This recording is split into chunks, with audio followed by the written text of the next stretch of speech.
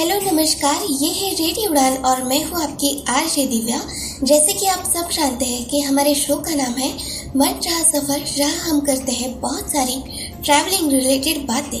और अगर रेडियो उड़ान के बारे में आप कुछ जानना चाहते हैं तो आप लॉग इन कर सकते हैं हमारी वेबसाइट www.radioudan.com और हमारा रेडियो उड़ान के नाम से ही यूट्यूब पे चैनल है, उस चैनल को भी आप सब्सक्राइब कर सकते हैं और हमारे साथ व्हाट्सएप ग्रुप पे भी आप जुड़ सकते हैं और हमें फॉलो करिए फेसबुक और ट्विटर पे। तो चलिए आज के शो की शुरुआत करते हैं और इस शो को आगे बढ़ाते हैं। जैसे कि मैंने लास्ट टाइम आपको बताया था कि मैं आपके लिए कुछ नया लेकर आने वाली हूँ जिससे इंटरेस्ट आपको भी आए सुनने में और मुझे भी। तो चलिए जानते हैं कि इस शो का नयापन क्या होने वाला है। तो जैसे कि आप सब जानते हैं कि ट्रैवलिंग रिलेटेड बातें तो मैं आपको बताती ही रहती हूँ, लेकिन मैं कुछ लोगों को इनवाइट करने वाली हूँ। तो उनके मुंह से हम सुनेंगे कि उन्होंने कौन से प्लेसेस विजिट किए हैं, वो कहाँ गए हैं, वहाँ जाकर उनको कैसा लगा, उनके एक्सपीरियंसेस और वो प्लेसेस हमारे लिए कितने एक्सेसिबल हैं। बहुत कुछ जानने वाले हैं, तो बने रहिए मेरी यानी दिव्या के साथ और सुनते रहिए रेडियो उड़ान अ फ्लाइट ऑफ लाइफ। मैं हूँ आपकी आरजे दिव्या। जैसे कि मैं अभी आपको बताया था कि हमारे शो पे कोई आने वाला है जो उनके बारे में और उनको ट्रैवलिंग क्यों पसंद है ये बहुत सारी बातें करने वाले हैं। तो आज के शो पे मैंने इनवाइट किया है साक्षी जी को। साक्षी अमृतकर जी हमारे शो में आने वाली है और वो हमसे बहुत कुछ शेयर करने वाली है, उनके एक्सपीरियंसेस, उनको ट्रैवलिंग क्यों पसंद है, बहुत कुछ। चलिए सुनते हैं हम साक्षी जी को। हेलो फ्रेंड्स, जैसे कि आप जानते हैं कि आज के हमारे इस शो में हमारी गेस्ट साक्षी अमृतकर आ रही है, तो चलिए अब उनसे हम बात कर लेते हैं। हेलो, हाय साक्षी। हेलो दिव्या, कैसी आप? मैं बहुत अच्छी हूँ, आप बताइए आप कैसी हो? I am fine. Thank you Sakshi. और सबसे पहले तो आपका बहुत बहुत स्वागत है इस शो में। मुझे तो बहुत खुशी हो रही है कि आज आप हमारे शो में आई है। तो सबसे पहले हम सब जुड़कर बहुत खुशी हुई। यस, मुझे भी बहुत खुशी हो रही है। तो साक्षी जी, सबसे पहले हम जानना चाहते हैं आपके बारे में, कुछ हमें बताइए। तो Divya, my name is Sakshi Amritkar, I am from Pune. I am 19 years old right now और मैं एक CA इंटरमीडिएट की छात्रा हूँ और अभी MBA फर्स्ट ईयर में जाऊंगी। मुझे ट्रैवलिंग करना बहुत अच्छा लगता है और इसके अलावा पोएम्स लिखना बहुत अच्छा लगता है। अच्छा, तो आप पोएम्स भी लिखती है और आपको ट्रैवलिंग भी पसंद है, कितनी अच्छी बात है। मुझे भी ये दोनों पसंद है। तो मुझे बताइए कि आपने आज तक कौन से प्लेसेस विजिट किए हैं? मैंने महाराष्ट्र में बहुत सारे प्लेसेस विजिट किए हैं। जैसे सबको पता है कि महाबलेश्वर एक ऐसी प्लेस है जो कोई छोड़ता नहीं है मोस्टली, तो वो मैंने सबसे पहले विजिट करी थी। फिर कोकण मैंने काफी सारे, जैसे अलीबाग हो गया, नागांव हो गया, फिर पुणे में सिंहगढ़, शनिवार वाड़ा, ये सब प्लेसेस मैंने विजिट किए और बहुत सारे फोर्ट्स पे मैंने ट्रेक किया है।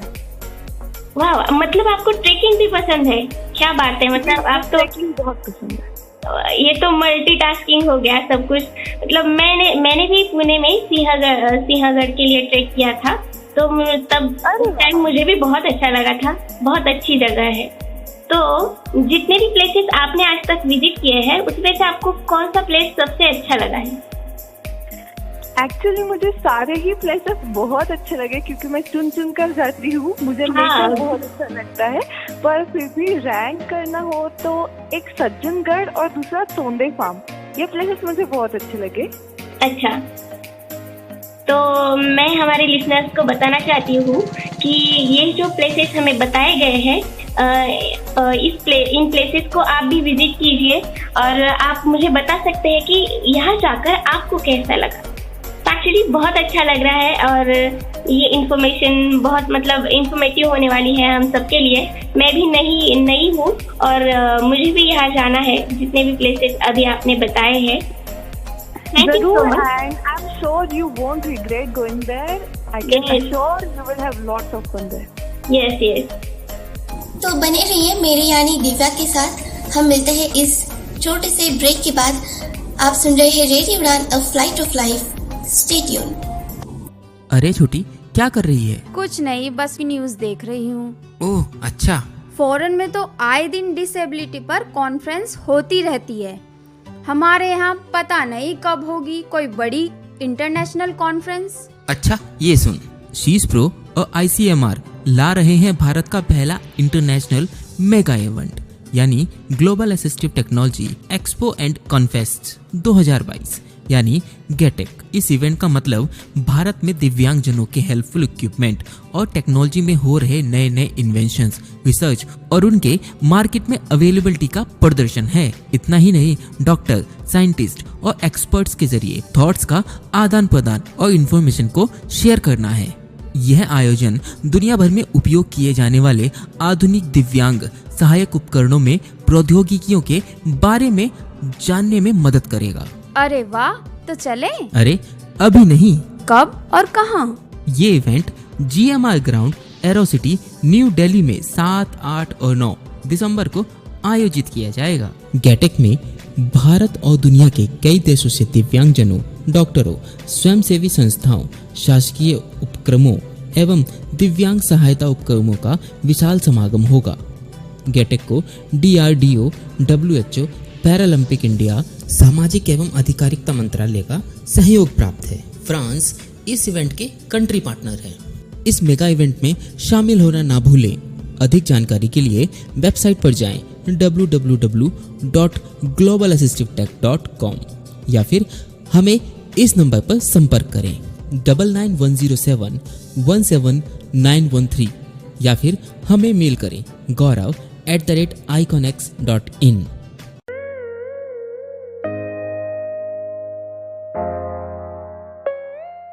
Welcome back. आप सुन रहे हैं रेडियो उड़ान और मैं हूँ आपकी RJ दिव्या।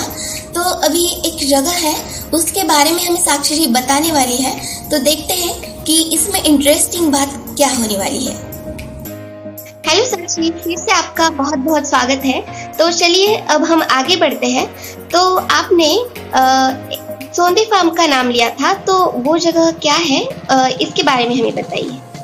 सो दिव्या, सोंदे फार्म एक adventure park plus water park plus farm है जो कि लोनीकन में सिचुएटेड है। तो उसमें आपको बहुत सारी adventurous activities, water park activities जैसे स्लाइड्स और इंडोर गेम्स भी मिल जाते हैं और जो नेचुरल फार्म का एक फील होता है वो मिल जाता है। वाह, मतलब यहाँ तो सब कुछ अवेलेबल है। तो यहाँ कुछ राइड्स होती है, आपने जैसे बताया। तो किस टाइप की राइड्स होती है? और तो यहाँ पर बहुत सारी राइड्स अवेलेबल है, जैसे जिप साइकिलिंग हो गई जो कि हम एक तार पे जिप पे साइकिलिंग करते हैं, फिर जिप लाइनिंग हो गई, फिर रोप क्लाइंबिंग है, टायर क्लाइंबिंग है और रॉक क्लाइंबिंग है। उसके अलावा वाटर पार्क में बहुत सारी स्लाइड्स भी है। और अगर इंडोर गेम्स में जाओगे तो टेबल टेनिस, बिलियर्ड्स जो कि स्टिक से खेला जाता है, स्टिक और बॉल से, थोड़ा सा कैरम जैसा होता है बट एक बड़े से बोर्ड पे स्टिक और बॉल से खेला जाता है। और फुटबॉल भी है जो कि टेबल फुटबॉल होता है। ये बहुत इंटरेस्टिंग लगा मुझे, तो ये है। और सबसे इम्पोर्टेंट चीज यहाँ पर ना ब्लाइंड फ्रेंडली है सब कुछ। जैसे मुझे हाउस लगाया था और मैं खुद टायर क्लाइंब करके गई थी, फर्स्ट फ्लोर तक मैं खुद गई थी। फिर रॉक क्लाइंबिंग भी मैंने खुद की। तो बहुत सारी एक्टिविटीज मैंने करी थी। जैसे मैंने शूटिंग भी की थी, जो हम एरो शूट करते तो मैंने वो भी किया था। फिर वहाँ पर राइफल शूटिंग भी होती है छोटी सी, बट वो मैं कर नहीं पाई थी, बहुत हेवी थी। बट या I enjoyed a lot. Okay, मतलब ये एक्सेसिबल प्लेस है ब्लाइंड के लिए। बहुत वो खुद हमें असिस्ट करते हैं। फिर अरे ये तो बहुत अच्छी बात है फिर तो। हाँ, एक एक्टिविटी बताना तो भूल ही गई, मेरी सबसे फेवरेट, इसको 360 साइकिलिंग बोलते हैं। तो इसमें होता ये है कि एक साइकिल होती है जो झूले जैसी लटकती होती है और उसके आसपास एक गोल होता है। तो हमें उस साइकिल पर बैठना होता है, उसको पेडल करना होता है और वो ऐसे झूल के ऊपर जाएगी और हमारा हेड नीचे आ जाएगा, लेग्स ऊपर चले जाएंगे। तो उसको 360 साइकिलिंग बोलते हैं। और वो भी मुझसे कराया था और वो लोग बहुत इंथुजियास्टिक है। वो पूरा VI को सपोर्ट करते हैं और उन्होंने खुद मुझे मोटिवेट किया था कि बैठ जा, कुछ नहीं होगा। वाह, मतलब कितना अच्छा है। आप भी यहाँ आई है लोनीकन में और मैं भी जाने वाली हूँ। जब भी मुझे छुट्टी मिल जाएगी तब बहुत मुझे तो इंटरेस्टिंग लग रहा है। और यहाँ की एंट्री फीस कुछ होती होगी ना? जी जी, यहाँ पर एंट्री फीस होती है, आई गेस अप्रोक्स 1000 होती है अगर वीकेंड पे जाओ, और 800 वगैरह होगी अगर वीक डेज पे जाओ। लेकिन हमें थोड़ा सा कम कर देते हैं because we can not access few rides. वैसे मोस्टली ये लोग एक्सेसिबल बना ही देते हैं, बट कुछ कुछ नहीं करते, तो हमें 700-600 तक मिल जाता है। हाँ, ये तो मतलब क्या बात है, मुझे बहुत अच्छा लगा सुन के, क्योंकि आजकल तो लोग ना ज्यादा एडवेंचर एक्टिविटीज को बहुत ज्यादा पसंद कर रहे हैं। अरे पर यहाँ पर एक खास बात मुझे लगी पता है, जो कि मतलब बहुत सारे पार्क्स ऐसे होते हैं जहाँ पर ये सब होने लगा है, लेकिन यहाँ पर इतनी वैरायटी मिलती है। जैसे यहाँ पर हॉर्स कार्ट भी है, ट्रैक्टर भी है, मतलब ये नहीं कि सिर्फ एडवेंचर और वाटर पार्क, ये जो नेचुरल एक्टिविटीज है जैसे हॉर्स कार्ट भी हो गई, तो ये सब प्रोवाइड कराते हैं। फिर ट्री हाउसेज है, अगर स्टे करना है तो यहाँ पर हम रह भी सकते हैं। फिर उसके लिए वो लोग बॉनफायर वगैरह भी करते हैं। एंड ट्री हाउस बेसिकली ये है कि हम ट्री के ऊपर जाएंगे और एक डोर से बना हुआ, एक रोप से बना हुआ ऐसे छोटा सा प्लेस रहेगा जहाँ पर हम खा सकते हैं। फिर इनके बहुत सारे प्रोडक्ट्स होते हैं लाइक क्यूकम्बर वगैरह, तो वो भी हम खा सकते हैं। वो फार्म पे बहुत इंटरेस्टिंग, बहुत अच्छा लग रहा है, सुन के ही बहुत अच्छा लग रहा है। तो मतलब जाकर तो कितना अच्छा लगेगा, 1-2 दिन की छुट्टी निकालनी पड़ेगी मुझे तो फिर। अरे जरूर। अच्छा, मैं ये दिव्या मैं बताना चाहूंगी आपको, मैं ये प्लेस की मतलब एडवर्टाइजमेंट नहीं कर रही हूँ वैसे। ये बात तो बताना, मैं भी भूल गई। तो और ऐसे है, बट क्योंकि ये मुझे सबसे ब्लाइंड फ्रेंडली लगा इसलिए मैंने इसका नाम लिया। नहीं, नाम तो लेना चाहिए, और इंटरेस्टिंग बात है तो फिर एडवर्टाइजिंग का कोई मतलब ही नहीं है। मतलब हम तो हाँ सबको बता रहे हैं और बहुत अच्छा लग रहा है। और भी बातें करेंगे साक्षी जी से, हम बहुत कुछ जानने वाले हैं। तो मेरे साथ बने रहिए और सुनते रहिए रेडियो उड़ान। वैसे दिव्या, आप एक बात बताना भूल गई, एक बात पूछना भूल गई। आपने सबसे इम्पोर्टेंट फैक्टर तो पूछा ही नहीं कि यहाँ पर फूड कैसा मिलता है। क्योंकि हाँ, ये तो जरूरी बात है। बताइए। हाँ, जो ट्रैवलर्स होते हैं दे आर मेनली फूडीज, तो आप फूड पूछना भूल गई। तो यहाँ का फूड भी बहुत ही अच्छा था। ब्रेकफास्ट में भी बहुत सारे चीजें मिल जाती है, पोहा, उपमा ऐसे। फिर खाने में तो पूछो ही मत, पूरन पोली से लेकर रोटी, पूरी, 3-4 टाइप की सब्जी। ये सुन के तो अभी मुंह में पानी आ रहा है मेरे तो। हाँ, खीर, लापसी, ऐसा भी कुछ कुछ मिल जाता है।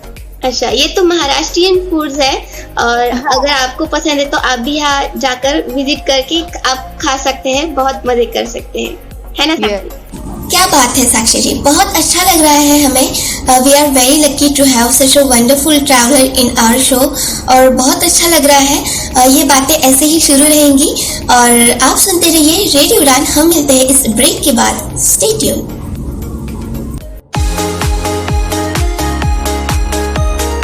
शीस्रो और ICMR पेश करने जा रहे हैं भारत का पहला मेगा अंतरराष्ट्रीय event global and assistive technology expo and conference 2022 यानी GATEC GMR ग्राउंड एरोसिटी नई दिल्ली में 7, 8 और 9 दिसंबर को होने वाले इस मेगा इवेंट का उद्देश्य भारत में दिव्यांगजनों के सहायक उपकरणों, टेक्नोलॉजी के क्षेत्र में आधुनिक आविष्कारों, मार्केट में उनकी उपलब्धता तथा डॉक्टरों, वैज्ञानिकों व शोधकर्ताओं द्वारा विचारों का आदान प्रदान और जानकारियों को साझा करना है। ये इवेंट दिव्यांगजनों के लिए दुनिया भर में उपयोग होने वाले सहायक उपकरणों व प्रौद्योगिकी के विषय में जानने में आपकी मदद करेगा। इस इवेंट को DRDO, WHO, para Olympic committee of India और भारत के सामाजिक न्याय एवं अधिकारिता मंत्रालय का सहयोग प्राप्त है। फ्रांस इस इवेंट का कंट्री पार्टनर है, तो इस इवेंट को ज्वाइन करना न भूलें। विजिट करें www.globalassistivetech.com, www.globalassistivetech.com या फिर कांटेक्ट करें 99107-17913 या मेल करें gaurav@iconex.in gaurav@iconex.in।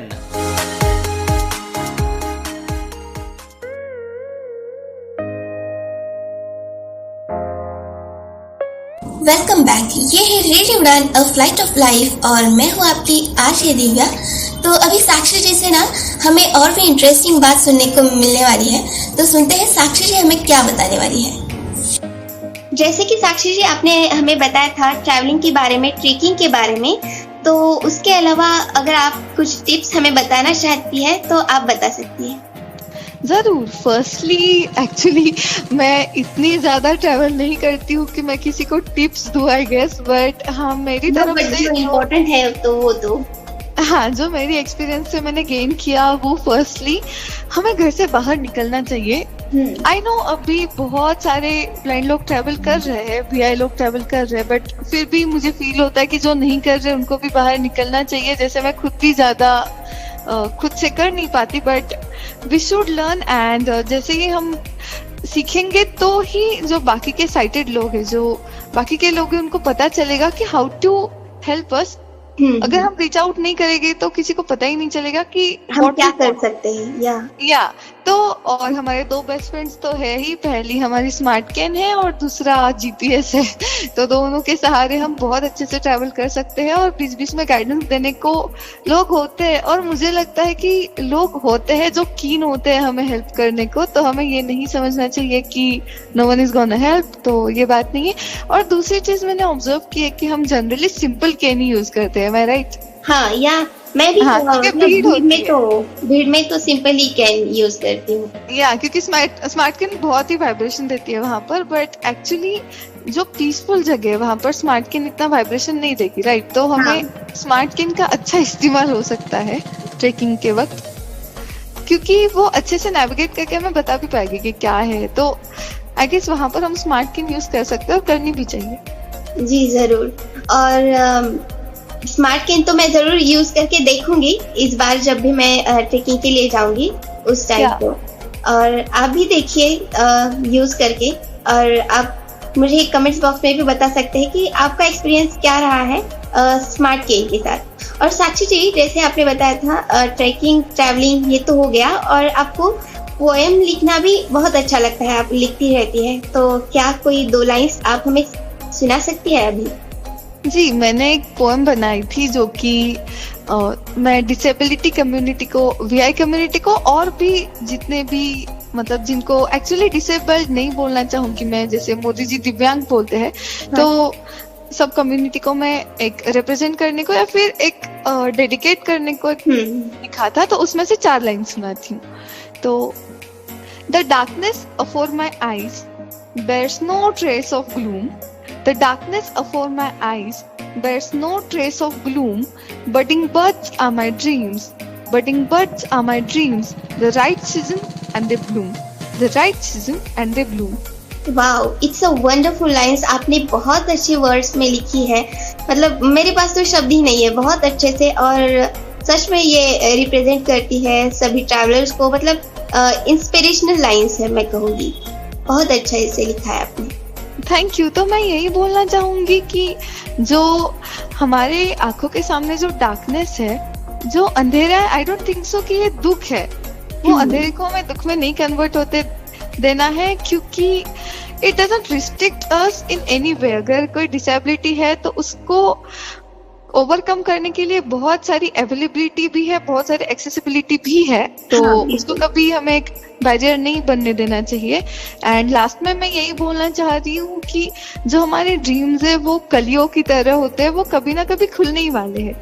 आज नहीं तो कल प्रोफेशनल हो, फिर कोई हॉबी हो, पैशन हो, सब कुछ निखर कर आ ही जाता है, कभी ना कभी अपॉर्चुनिटी मिल ही जाती है। तो हमें बस कोशिश करते रहना चाहिए और न्यू न्यू चीजों को एक्सप्लोर करना चाहिए। यस, सच कहा आपने। और आपके कॉन्फिडेंस को बस साथ लेकर चलो, सब कुछ हो जाएगा मतलब। और मुझे बताइए कि हमारे इस शो में आकर आपको कैसा लग रहा है?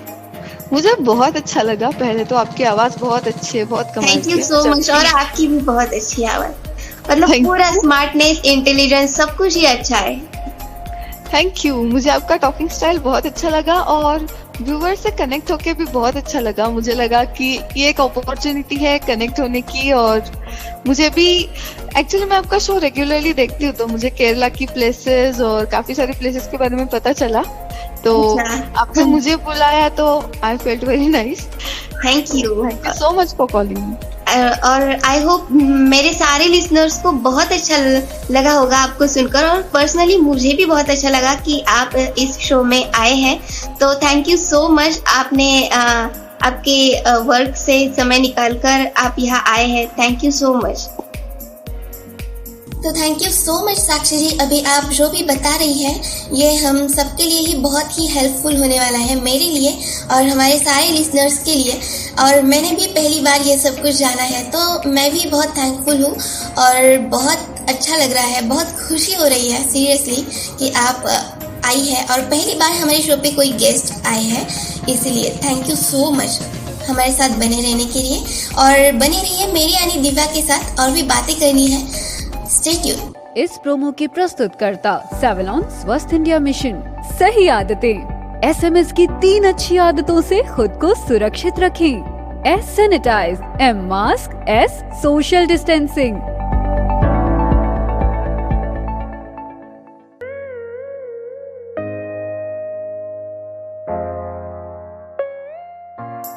Welcome back. ये है रेडियो उड़ान अ फ्लाइट ऑफ लाइफ और मैं हूँ आपकी आरजे दिव्या। तो चलिए इस शो को ऐसे ही आगे बढ़ाते हैं। हेलो, हाय साक्षी। तो अब इसी बात को हम आगे बढ़ाते हैं, और मैं आपको पूछना चाहती हूँ कि जैसे कि आपको ट्रैवलिंग पसंद है, तो उसी के साथ आपको ट्रेकिंग भी पसंद है। तो आपने ट्रेकिंग को कब से शुरुआत की थी और ये आपको कैसे पसंद है, मतलब कब से पसंद है, ये हमें बताइए। मुझे जितना ट्रैवलिंग पसंद है उससे कई ज्यादा मुझे ट्रेकिंग पसंद है, क्योंकि ये मोस्टली रिवॉल्व करता है नेचर के अराउंड। तो मुझे नेचर बेसिकली बहुत पसंद है। मतलब जनरली हम गाड़ियों की आवाज सुनते हैं, मशीनों की आवाज सुनते हैं, हर जगह बिल्डिंग्स बन रही है, तो कोई ऐसी प्लेस जहाँ पर सिर्फ पंछियों की आवाज सुनाई दे और हवा की आवाज सुनाई दे, शांति हो, मुझे ऐसी जगह बहुत पसंद है।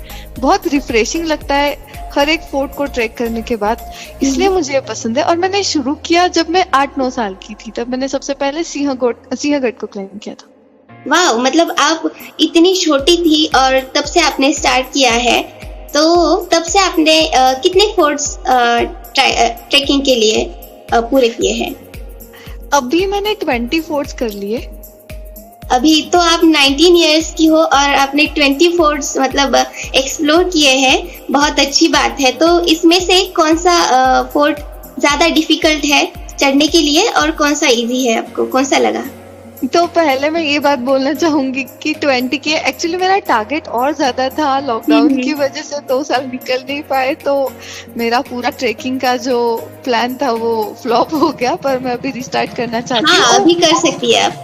हाँ, आज तक जितने किए उसमें सबसे इजी 3-4 फोर्ट्स जो है वो है शिवनेरी, मल्हारगढ़, फिर सज्जनगढ़, क्योंकि इसमें पूरी की पूरी स्टेप्स है और चलने को प्लेन जगह है। और सबसे डिफिकल्ट है तिकोना, क्योंकि अगर हम तिकोना को देखें तो वहां पर एक टाइम पर एक ही इंसान चल सकता है। तो इश्यू ये होता है कि अगर हम केन के साथ भी चले जाए तो हम उतना एक्यूरेटली नेविगेट नहीं कर पाएंगे, क्योंकि पत्थर जो होता है वो उस पे एग्जैक्टली कदम रख के स्टेबल होना थोड़ा मुझे डिफिकल्ट लगता है। तिकोना पर कुछ ऊपर जाएंगे तो वहां पर एक रोप है, उसको पकड़कर थोड़ा चलना है, तो इसलिए मुझे सबसे डिफिकल्ट लगा। अच्छा, और इसमें से कौन सा फोर्ट है जो एक्सेसिबल है हमारे लिए, ब्लाइंड्स के लिए, ऐसा आपको? मैं बोलूँगी पूरा ट्रेकिंग ही एक्सेसिबल है, पूरा ट्रेकिंग एक्सेसिबल है। अब मैं प्रोफेशनल टूल्स नहीं यूज करती, तो मैं ऐसे बोलूँगी जहाँ जहाँ मुझे डिफिकल्ट लगता है ना, मैं बैठ जाती हूँ। I sit and I try to navigate by my legs. जैसे अगर उतरना है तो मुझे लगता है कि चढ़ने से ज्यादा उतरने में डिफिकल्टी आती है, क्योंकि अंदाजा नहीं आता कितना मतलब नीचे जाना है। तो मैं कभी कभी बैठ जाती हूँ, अगर मुझे लगता है कि जितना अपना घुटने का लेंथ होता है, नी का होता है, तो वहां तक उससे भी ज्यादा मुझे लगता है कि नीचे जाना है, तो मैं बैठ जाती हूँ और फिर उस पत्थर पर पैर रखती हूँ ऐसे। अच्छा, हाँ। तो यहाँ पर साइटेड गाइडेंस लेना थोड़ा सा जरूरी हो जाता है, अगर पूरा ही फोर्ट ऐसा है जहाँ पर बहुत सारे पत्थर है, बट एक्सेसिबल तो पूरा है, मैं बोलूंगी इट्स डूएबल। ओके, और यहाँ की फूड स्पेशलिटी क्या है, आपको क्या पसंद है यहाँ का फूड? मतलब आप सारे फोर्ट्स के बारे में पूछ रही है तो मैं बोलूंगी कि देखो सिंहगढ़ पे सबसे अच्छा फूड मिलेगा। जैसे मटका में ना दही मिल जाता है, फिर बैंगन का भरता और भाकरी ये सब मिल जाता है। तो सारे फोर्ट्स में मोस्टली यही होता है, बट कुछ कुछ फोर्ट्स ऐसे भी है, मैं व्यूअर्स को बताना चाहूंगी, जहाँ पर कुछ नहीं मिलता है। तो बी प्रिपेयर्ड लेकर जाना होता है। हाँ, be prepared with your food, कुछ तो साथ में कैरी करके ही चलिए। और जहाँ पर मिलता भी है तो गारंटी नहीं दे सकते कि एनी डे मिलेगा ऐसे। तो मैं तो प्रेफर करूंगी साथ में कुछ ट्रेडिशनल सा मेनू कैरी करना चाहिए। जरूर। और रेट्स भी बहुत वैरी करते, कहीं कहीं कुछ ज्यादा ही चार्जेस होते हैं। तो हाँ, और फोर्ट्स के बारे में अगर आप कुछ बताना चाहते हैं तो अभी आप बता सकते हैं। जरूर। जैसे हमारी बात चल रही थी, आपने 2 प्लेसेस पूछी थी मुझे, राइट? एक तो सोंदे फार्म जिसके बारे में हमने बात की, दूसरा था सज्जनगढ़। तो सज्जनगढ़ मुझे, एक तो जैसे मैंने कहा ये वन ऑफ द इजीएस्ट है चढ़ने को, तो मुझे बहुत अच्छा लगा। मतलब पूरा प्लेन है, बहुत अच्छा नेचर है, धूप में भी चढ़ सकते हो, बिल्कुल टायर्ड फील नहीं होगा। अच्छा। तो ये सबसे अच्छी बात है। और जैसे आपने फूड के बारे में पूछा अभी, तो बाकी फोर्ट्स पे जो फूड मिलता है इसमें थोड़ा सा डिफरेंस है, क्योंकि यहाँ पर बर्फ का गोला वगैरह ज्यादा नहीं मिलता है। जैसे बाकी के फोर्ट्स पर होता है फ्रूट्स, बर्फ का गोला मिल जाता है, तो यहाँ पर मोस्टली ऐसा है कि नीचे आपको स्नैक्स मिल जाएंगे, लाइक पकोड़ा, वड़ा पाव। फिर अगर ऊपर जाओगे तो सीधा भक्त निवास है, उसके बीच में कुछ नहीं मिलने वाला। तो भक्त निवास में जो वहाँ का प्रसाद होगा, वहाँ का फूड होगा, वो शायद रीजनेबल रेट पर भी हो सकता है, कभी बहुत ज्यादा हाई रेट पे हो सकता है। तो फिर से मैं बोलूंगी कि अपना ओन फूड कैरी करे तो अच्छा रहेगा, क्योंकि हम लोग ऐसे है कि हमें नेचर की सराउंडिंग में अपना जो फूड होता है, जैसे कांदा भाकरी जो हम बोलते हैं, ओनियन एंड भाकरी, बिल्कुल, तो हम लोग को वो ज्यादा अच्छा लगता है। झुणका भाकरी, कांदा भाकरी, फिर गुड़, ये सब। और साक्षी जी, मैं ना थोड़ी लेजी हूँ, तो मुझे बताइए कि सज्जनगढ़ के स्टेप्स कितने हैं? अरे अगर ये बात है तो मैं बोलूंगी सबसे पहले सज्जनगढ़ ही ट्राई कर लो आप, क्योंकि सिर्फ 180 स्टेप्स है।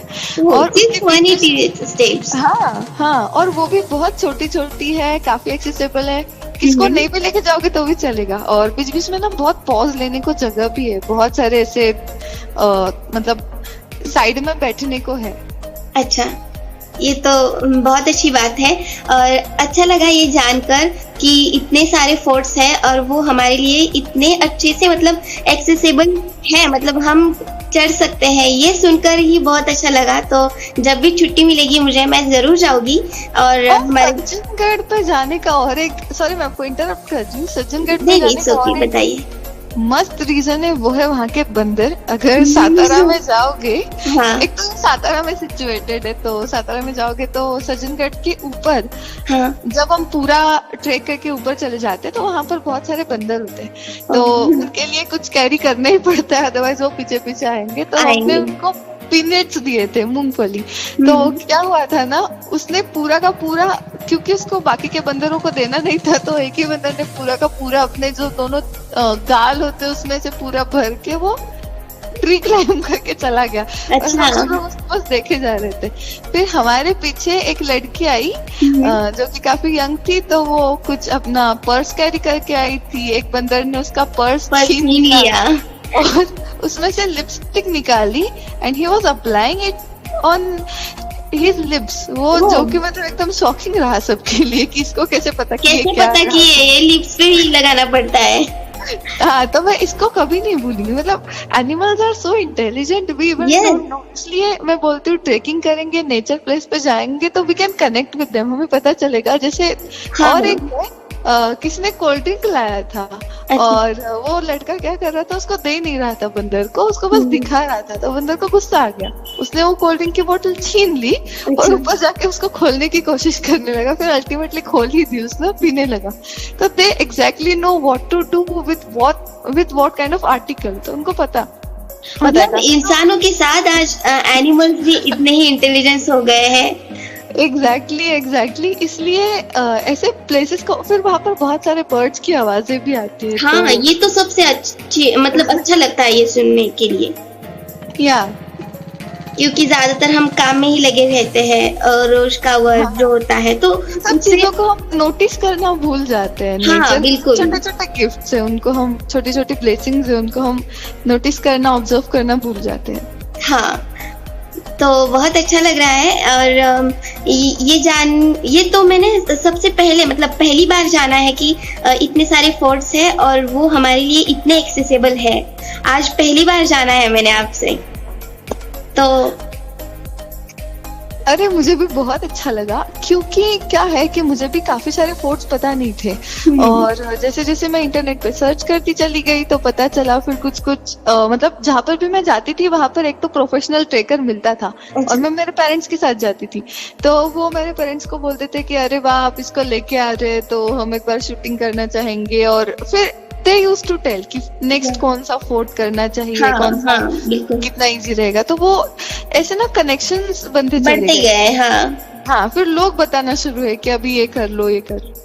अच्छा, तो ऐसे ही करते हैं ये साक्षी जी। और हमें जैसे ही आप नया प्लेस घूम के आ जाएगी तो वैसे ही हमें बता दीजिए, ताकि मैं सारे लिसनर्स को इसके बारे में बता सकूं और मुझे भी जानकारी मिल जाएगी।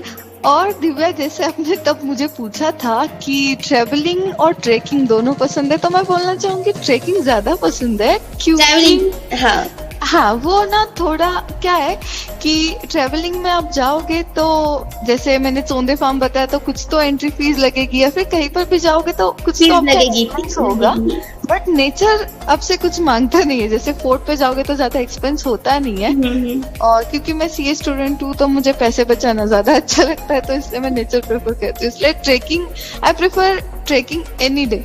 अच्छा, पते की बात कही आपने फिर तो। आज पहली बार ऐसा हुआ है कुछ इंटरेस्टिंग कि कोई गेस्ट यहाँ आकर उन्होंने हमें जानकारी दी है। आई होप ये सब कुछ आपको बहुत ही अच्छा लगा होगा, ये शो आपको इंटरेस्टिंग लगा होगा। और भी कुछ सजेशन होंगे तो आप मुझे कमेंट्स में बता सकते हैं, और आपकी कुछ क्वेश्चंस है तो वो क्वेश्चंस भी आप मुझे पूछ सकते हैं, ताकि मैं साक्षी जी से पूछकर आपको फिर से उसका जवाब दे सकूं। और ऐसे कुछ बाकी आपकी कुछ क्वेरीज है तो वो भी आप मुझे बता सकते हैं, और इस शो में हम क्या नया कर सकते हैं ये भी आप मुझे बता सकते हैं। अभी हो गया है मेरे जाने का समय, दीजिए मुझे इजाज़त। आपका ख्याल रखिए और आपके दिल में मेरा ख्याल रखिए। हंसते रहिए, मुस्कुराते रहिए। और आज Divya is signing off right now. Take care, bye bye.